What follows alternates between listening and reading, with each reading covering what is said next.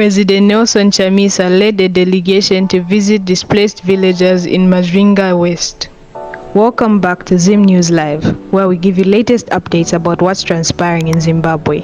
Please don't forget to subscribe, like, and also turn on the notification bell so that you keep on receiving latest updates from our channel. The team included prominent officials such as Honorable Amos Chibaya, Gift Ostalo Siziba, and others. Accompanied by journalists from Mazinga Mirror, Zim, Midweek, among others, the delegation addressed the well-attended Mazinga Provincial Assembly before visiting Mazinga West, approximately 40 kilometers away from Mazinga town.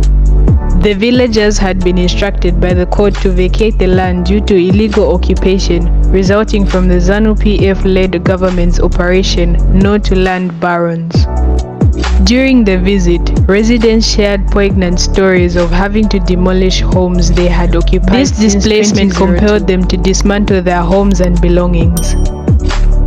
Allegations surfaced suggesting political motivations behind the evictions, with some residents claiming persecution for their support of opposition candidates in recent elections.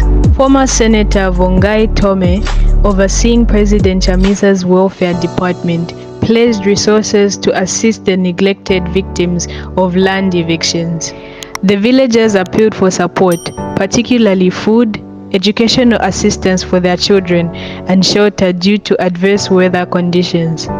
Honorable Gift Ostalo Siziva underscored President Chamisa's advocacy for providing title deeds to resettled Zimbabweans, highlighting the irony of ZANU-PF's actions contrary to their warnings about voting for the opposition.